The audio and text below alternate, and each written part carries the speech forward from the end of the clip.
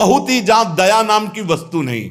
ऐसे क्रूर स्वभाव वाले, हाथों में हथकड़ी लिए हुए और बड़ा भारी मुदगर, वो बड़े भयंकर, और उनके शरीर से दुर्गंध, देखने से ही मलमूत्र छूट जाए ऐसे भयंकर, और उसी को दिखाई देते हैं जो मरणासन होता है।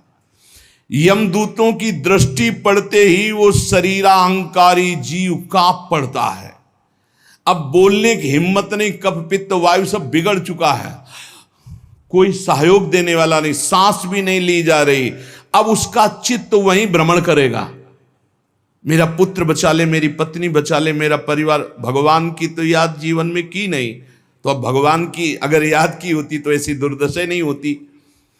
अब वो चीखने की कोशिश करता है पर आवाज नहीं निकलती, एक शब्द भी नहीं निकल, बार बार प्रयास करता है कोई मेरी रक्षा कर ले। इन भयावन 2 यमदूत होते हैं। उसका मल निकल जाता है भयवश, मूत्र छूट जाता है, मुख सूख जाता है, आंखें पलटने लगती हैं, सांस ऊपर को उठने लगती है, देखने की शक्ति नष्ट हो गई, भारी वेदना, तड़पता हुआ वो शरीर को छोड़ता है। अब जैसे जैसे बोले कि शरीर तो यहीं छूट जाता है, दंड किसको मिलता है?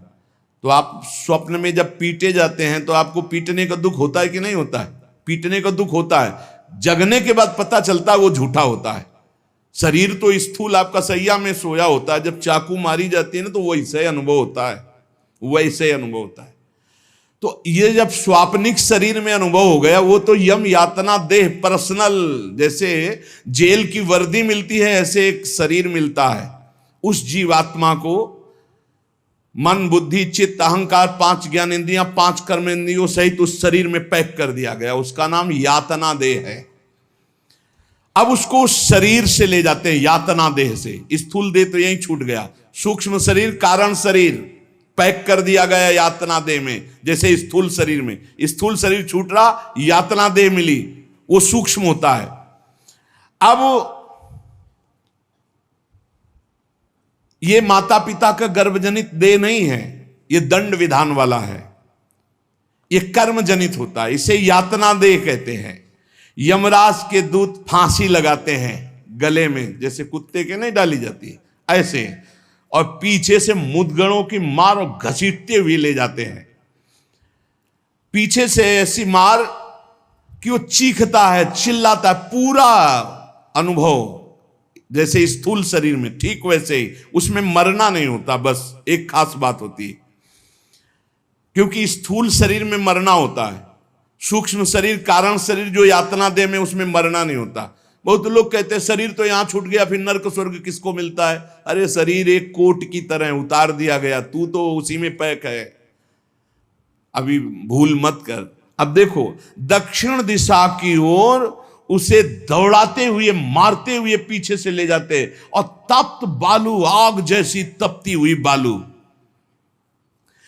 जैसे यहां कुश होते हैं ऐसे लोहे के कांटे होते हैं, उस पे चलना, कांटे फैले हुए हैं, कहीं लोहे की बड़ी बड़ी कीलें गड़ी हुई हैं, कहीं लोहे की कंकरीली ऐसी भूमि, लोहे के ऐसे सैकड़ों कांटे जैसी, गुखरू जैसी ऐसी डाल दी गई हैं लोहे की, और अत्यंत कठोर, जब उसमें पैर रखते हैं भारी कष्ट, पीछे से मार, वहां दया नहीं है। कहीं आगे भूमि आग जैसी जलती हुई, कहीं सैकड़ों गड्ढे जिनमें गिरा गिरा करके मारते हुए ले जाते हैं, और सूर्य भगवान इतने नजदीक से ताप देते हैं कि आग लगती है, वो सूर्य की किरणों से जलता है। ऐसे यमराज के उस मार्ग में घसीटते हुए यमराज के दूत ले जाते हैं, यमपथ, और बीच बीच में दूत उनको कठोर ताड़ना देते हैं, रोक रोक के। मरना है नहीं, जिस समय जीव को घसीट कर ले जाते हैं, सैकड़ों घुड़कियां मार, इस तरह का कष्ट हो। अभी ये ब्याज है, नरक नहीं पहुंचा, अभी तो यात्रा है। बिना किसी सवारी के यात्रा होती है 48 मिनट 2 घड़ी में। जो मनुष्य यहां छत्र दान किया है किसी को, श्री जी को, बिहारी जी को, गुरुजनों को, आचार्य जनों को छत्र दान किया तो जब वो जाता है तो ऊपर के ताप से बच सकता है, उसे वही छत्र मिलेगा। और जो किसी को पूज्य जनों को पादुकाएं दान की है, फिर उसको पादुका, अगर अन्न दान किया है तो रोक के भोजन, ये मोक्ष नहीं, कल्याण नहीं, दान पुण्य से नहीं होता, ध्यान दीजिए। हां, उस भारी संकट के समय में तुम्हें भोजन मिल जाएगा, पौशाला खोला, पानी पिलाया तो तुम्हें पानी मिल जाएगा। और जो मूर्ख यहां आकर के ये सब नहीं किया तो जाना उसको भी यमपुरी है। भजन के बिना यमपुरी से नहीं बच सकते, दान पुण्य करके। अवश्य में भोक्तव्यम कृतम कर्म शुभा शुभम, इसीलिए समझ लो, सोचते हो कि हमने दान पुण्य कर दिया, हमारे लिए विमान आएगा परम पद का, जाना नरक ही पड़ेगा। बारी मथे घृत होए बरु सिकता ते बरु तेल, बिनु हरि भजन न भवतरी या सिद्धांत पेल। भजन के बिना नहीं, इसलिए कह राधा राधा राधा।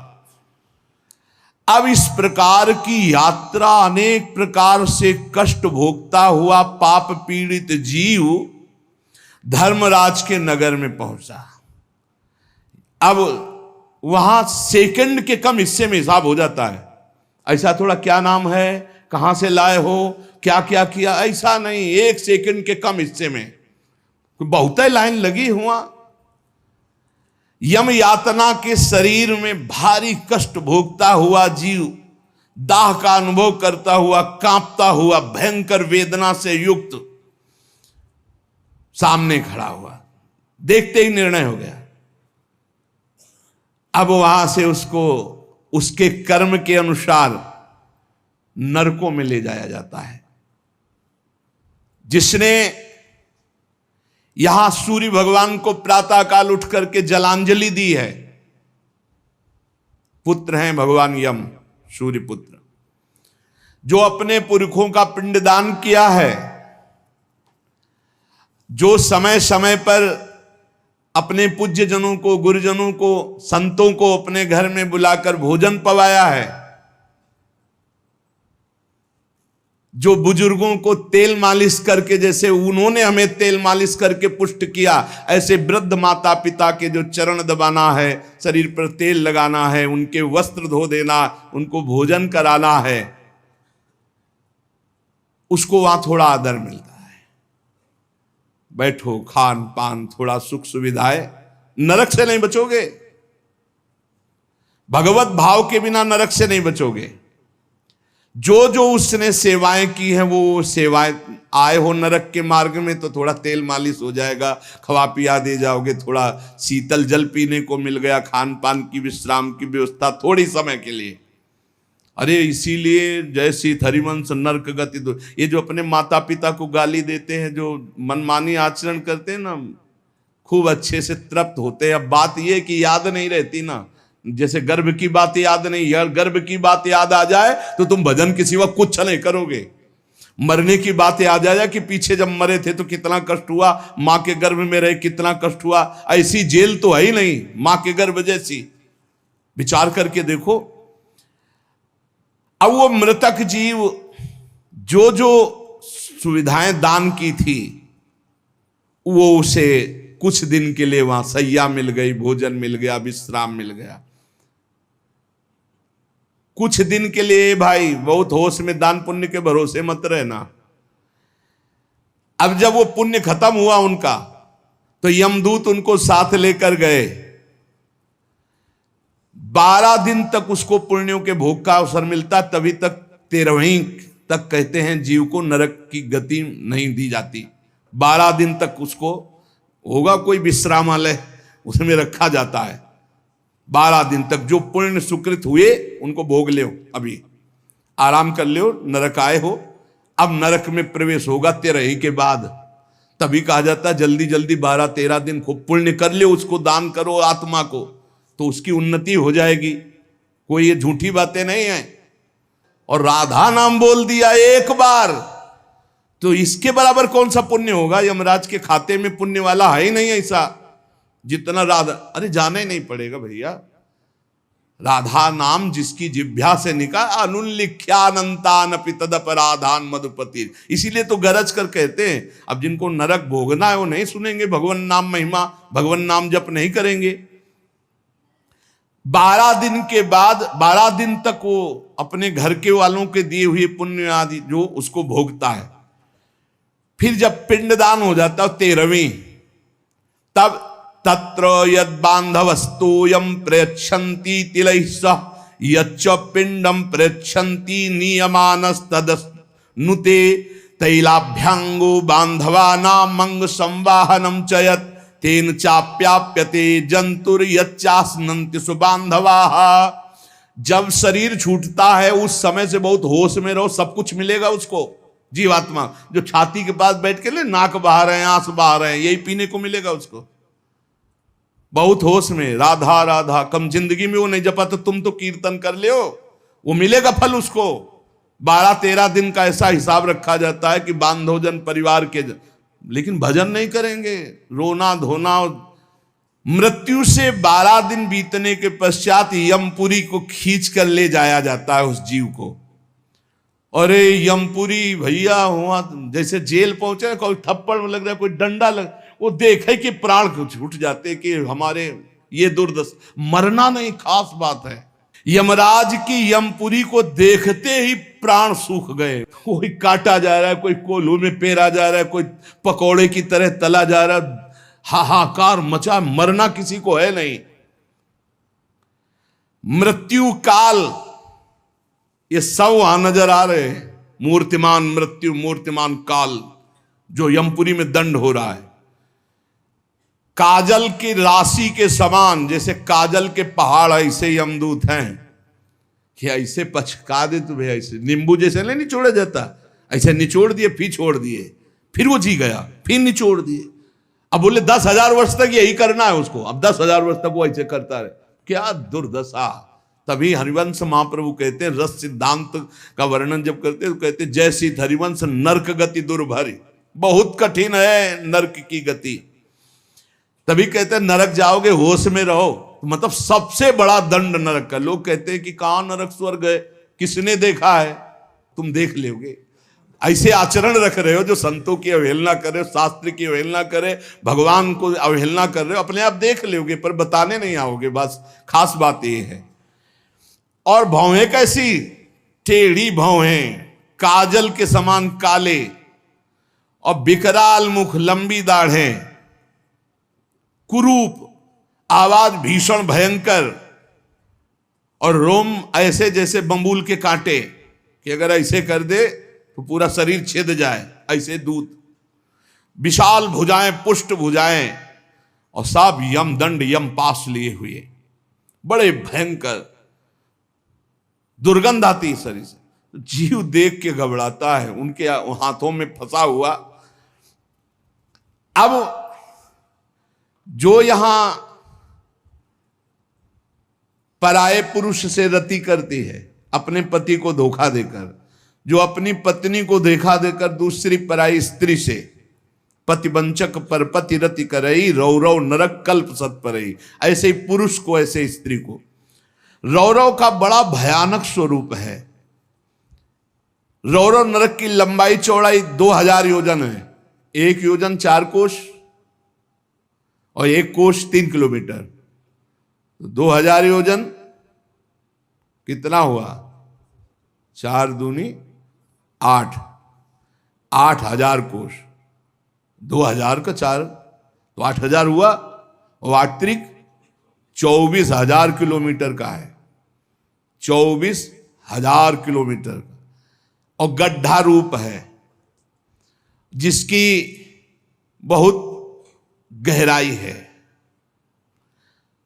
यह नरक बड़ा दुखदाई है। इसमें अंगार राशि बिछी हुई है, आगों की अंगार राशि, दहकते हुए अंगार, बहुत ही। अब जो स्त्री यहां पराये पुरुष से, तो वैसे ही सैया अंगार की और तपता हुआ आग का पुरुष। अब भैया वहां जो पुरुष पराई स्त्री से ये लिव इन रिलेशन, ये गर्लफ्रेंड, तुम्हारा इंतजार हो रहा है रौ रौ में, नंबर लिख गया है। तस्मात् शास्त्रम प्रमाणन्ते, पशुवत आचरण नहीं। इसीलिए भारत भूमि में जन्म होना शास्त्रों में महानता का वर्णन किया गया, क्योंकि धर्म का पूर्ण यहां पालन करने वाले जन होते हैं। जो नहीं करते उनके लिए व्यवस्था है। अब उसके भीतर यमराज के दूत उस पापी जीवात्मा को, अब वहां स्त्री पुरुष तो है नहीं, वो तो शरीर पहले ही छूट गया। अब यातना देह, वो जेल की वर्दी, यातना देह नरक की वर्दी, धधकती आग में वो जल रहा है, चीख रहा है, पग पग पर भुन भुन कर गिर रहा है, न मूर्छा न मरण, रात दिन चीखता रहता है, जलता रहता है। दौड़ना है 28,000 किलोमीटर, बस उसी में दौड़, आनंद लीजिए।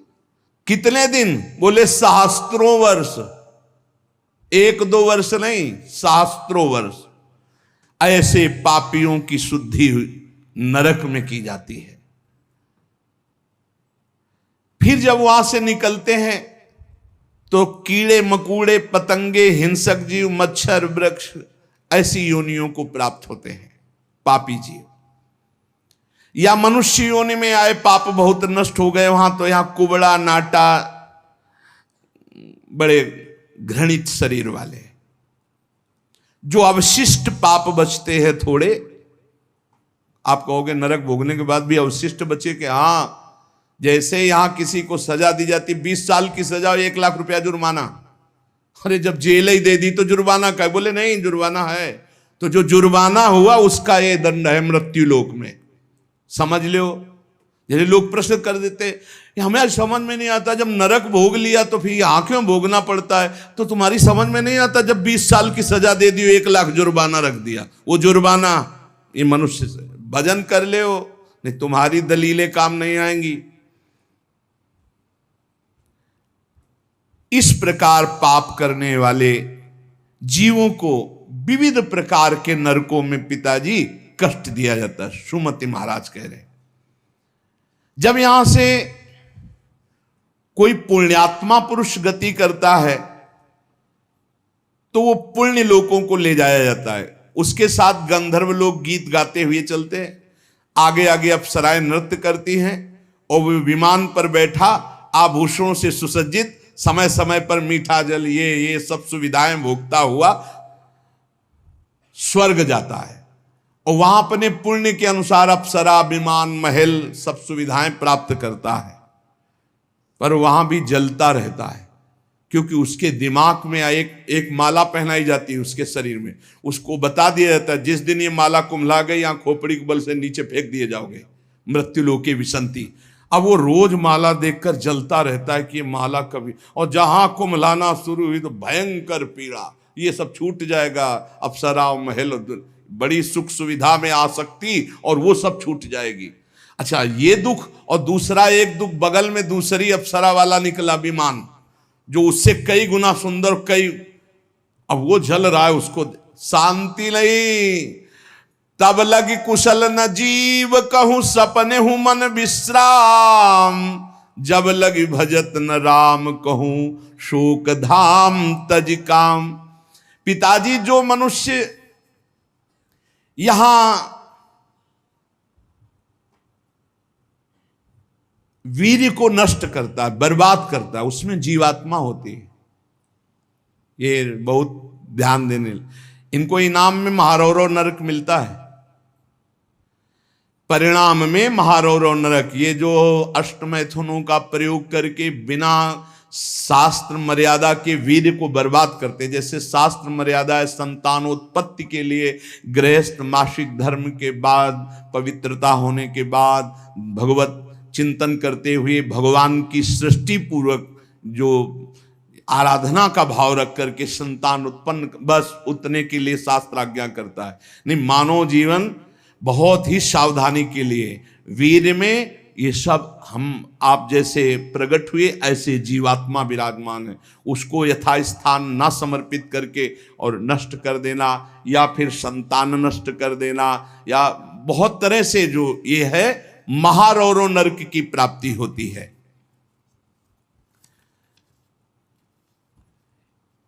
नारकी घोर दुखदाई नरकों में ये जब जीव गिराए जाते हैं तो इनको पहले पता होता कि मेरे इस पाप का दंड मिल रहा है, मैंने जो पाप किया है। बहुत ध्यान देने की बात है। अभी तक जो चर्चा हुई उसमें खास बात यह है, आचरण पवित्र ना होने से नरकों की प्राप्ति समझ लो। पहला पराई स्त्री की तरफ या स्त्री पराय पुरुष की तरफ जो व्यभिचार प्रवृत्ति करती है उसे रौरो नरक मिलता है। यहां जो व्यर्थ में वीर्य नष्ट करते हैं अन्य प्रकार से, इसे खिलवाड़ न समझा जाए, ये मनोरंजन नहीं है। मानव देह बहुत बड़ी संपत्ति है जो भगवान की प्राप्ति के लिए मिली है। जैसे आप अभी पता चले कि आप शरीर को नष्ट करना चाहते हो तो हमारी भारत सरकार आपको बंदी बना लेगी। सरकारी संपत्ति, आप जी सकते हो, केवल सेवा कर सकते हो, कर्म कर सकते हो, लेकिन इसे नष्ट करने का अधिकार नहीं। तो भागवतिक भी दंड है इसमें। तो आपको जो संपत्ति मिली हुई है, आंख, नेत्र, कान, सब इंद्रियां, इनका सही मार्ग में प्रयोग करो। गलत प्रयोग करोगे तो दंड मिलेगा। तुम इसके स्वामी नहीं हो, तुम सेवक हो। ये भगवान की दी हुई वस्तु है। उसे दुखदाई नरकों में गिराया जाता है। दिमाग में बैठा लो ये बात।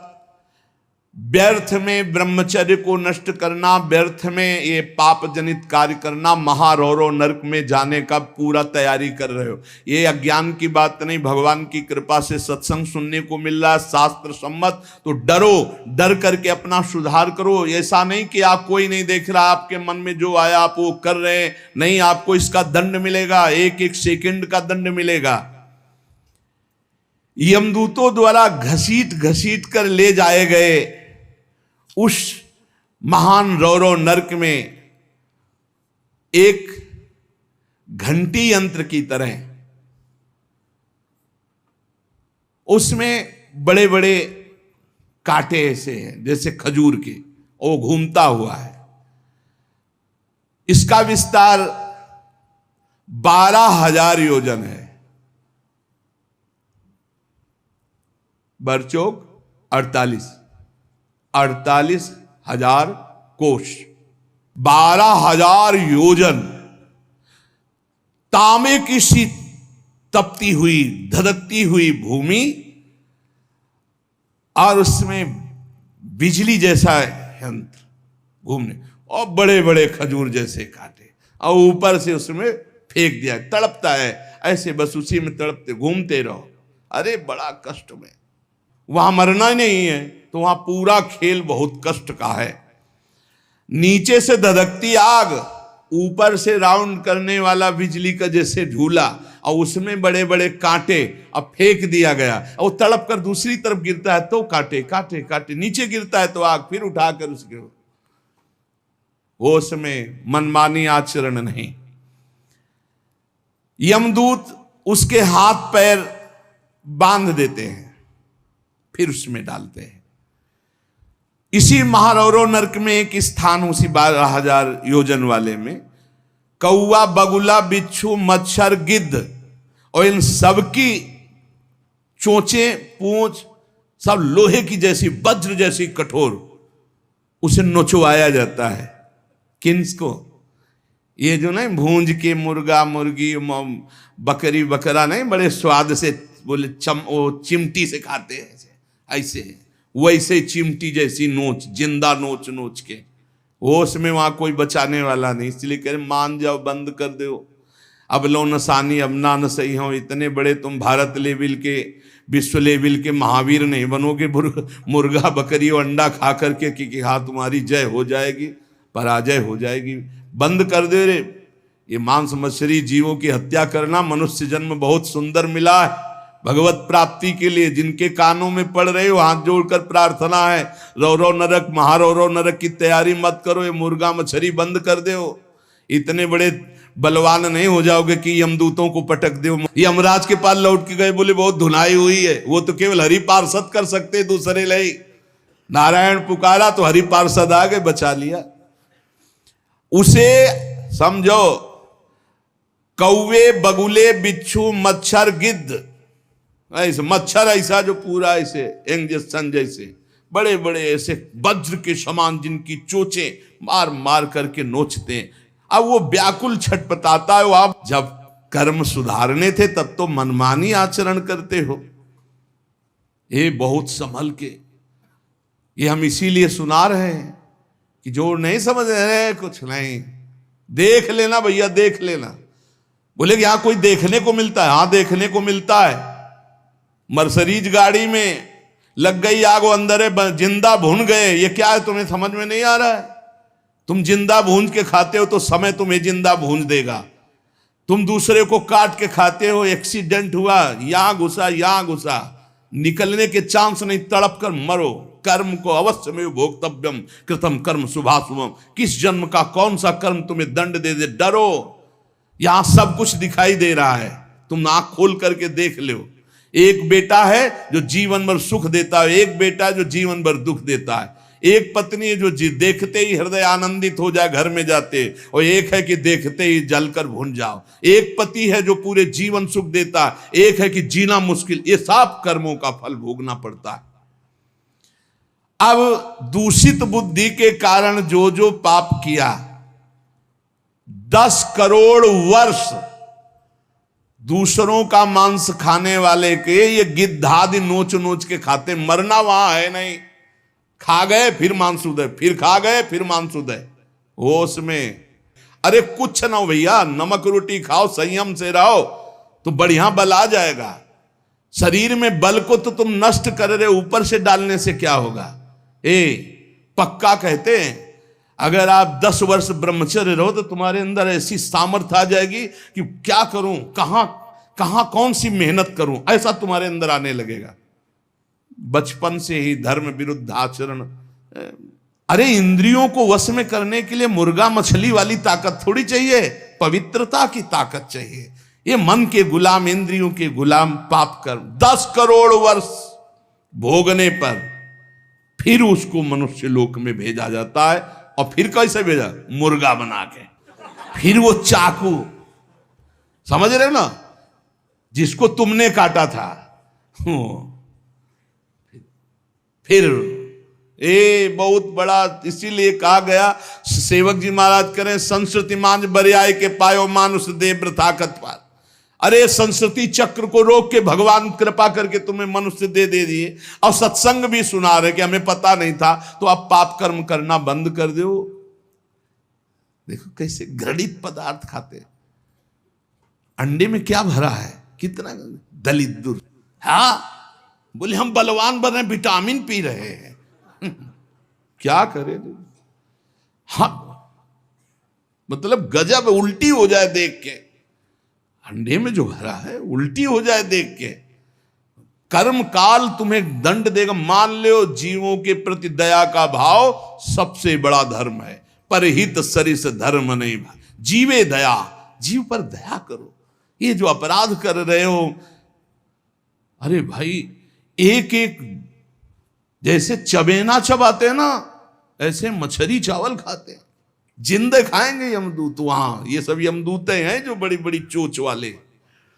अब महारौरों के कष्ट को कैसे तुम्हें बताए। उसी के बगल में है शिवातम नामक एक नरक, जहां भीषण सर्दी ही सर्दी है। इधर जलता हुआ और घूमता चक्र ऐसे, फिर बगल में ही एक गिद्ध हो, ये सब। और उसके बगल में शिवातम नामक नरक, रौरव नरक के बराबर में ही है। घोर अंधकार, भीषण सर्दी और दम घुटने वाली गैस। अरे ऐसे ऐसे नरकों का वर्णन पूरा तो आज हो ही नहीं सकता है, केवल वानगी भर दे रहे हैं तुम्हें।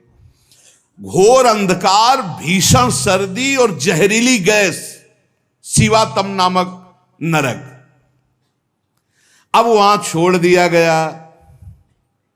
अब वो कांपते हैं, सांस लेने में वो जहरीली गैस उनकी दम, मरना वहां है नहीं, और सब अंधेरा है, सब एक दूसरे को।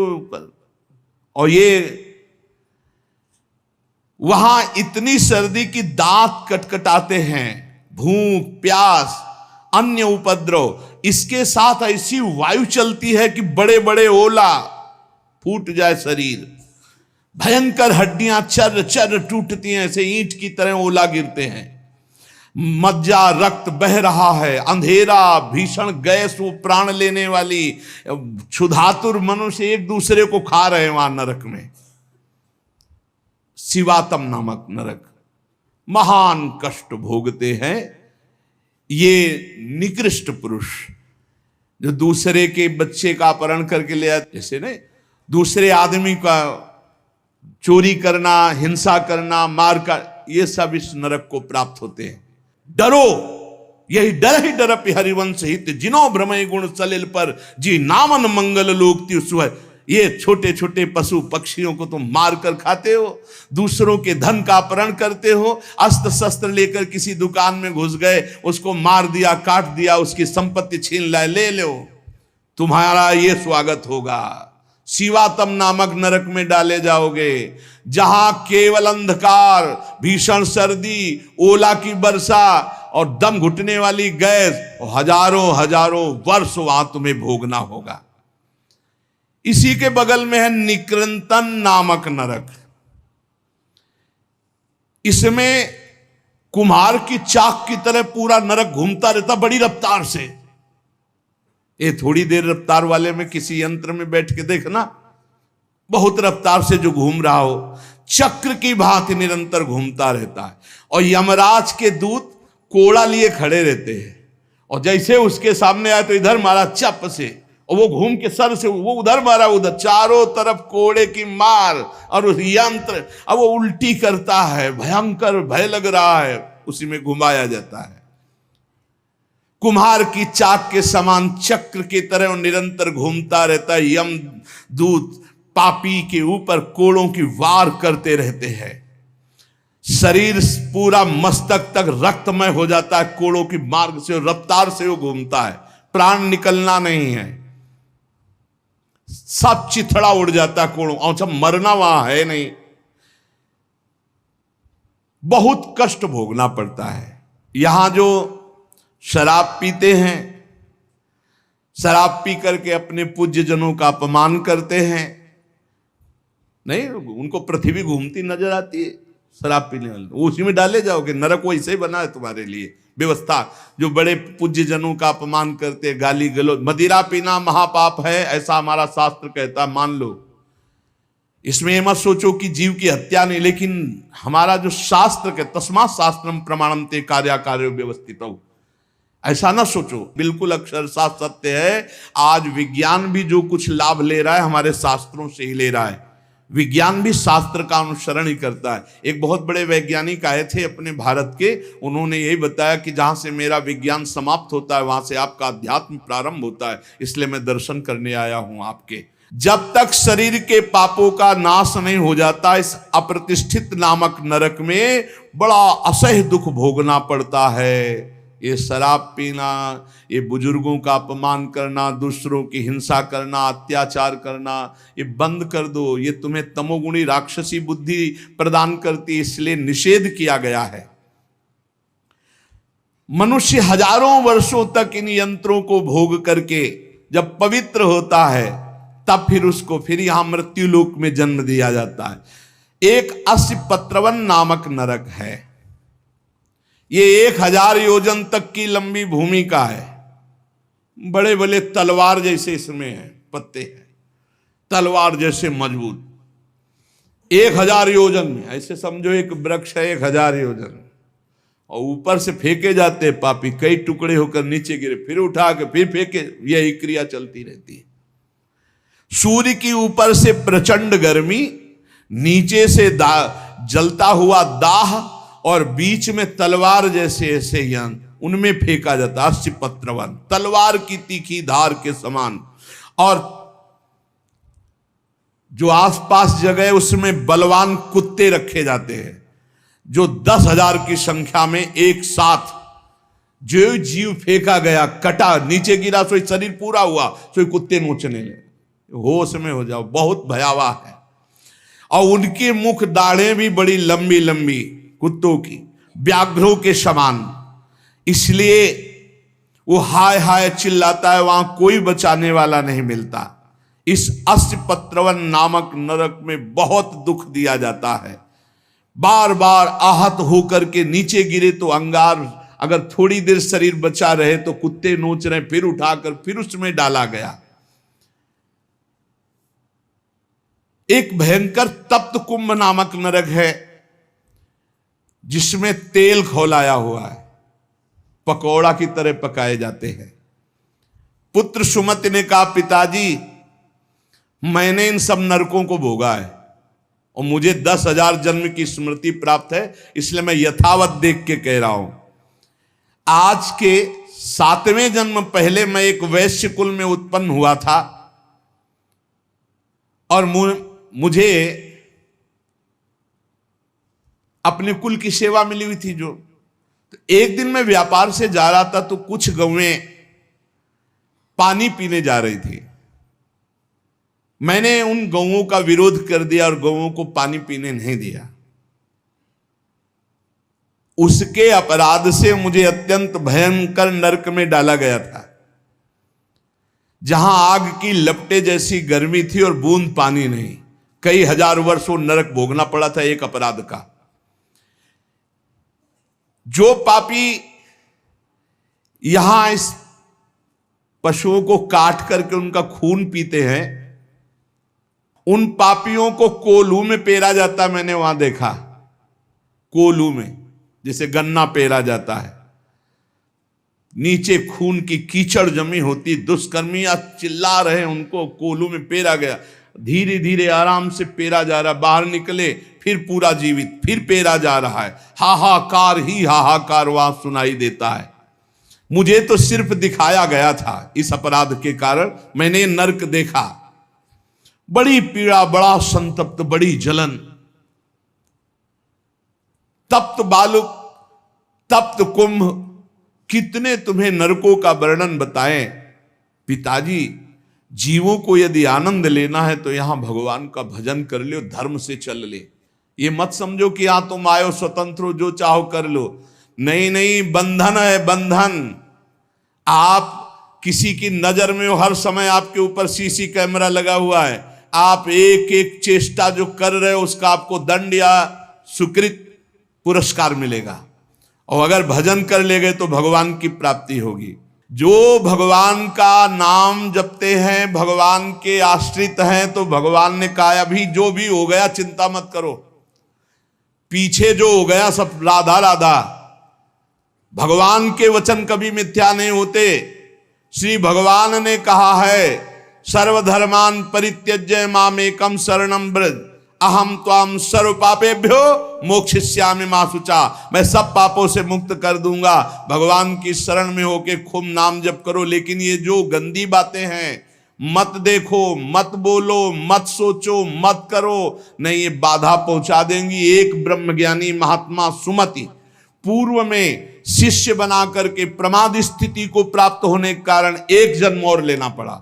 इसलिए छोटी छोटी गलती में चूक हो जाती, फिर भयानक पापाचरण रूपी गलती करके कौन भगवत प्राप्ति कर पाएगा। इसलिए सावधान, नाम जप करो, कोई पाप कर्म ना होने पावे। शास्त्र का स्वाध्याय करो, जिससे तुम्हें पता चलेगा कौन सा पाप कर्म है और कौन सा शुभ कर्म है, और कौन सा ऐसा कर्म है जो शुभ अशुभ दोनों को विध्वंस करके भगवत प्राप्ति कराता है। खूब नाम जप करो, भगवान की शरण में रहो, वो सारे पाप नष्ट कर देंगे। तुम्हें भोगना नहीं पड़ेगा, पर आगे सावधान रहो। पाप उसी के नष्ट होते हैं जो अब लो नसानी अब ना नसइयो, आज तक किया आगे नहीं करूंगा, वही पवित्र होता है। तो ये संकल्प लो, ये नियम लो, ये भगवान से प्रार्थना करो कि हमारे द्वारा किसी का अहित न हो, किसी का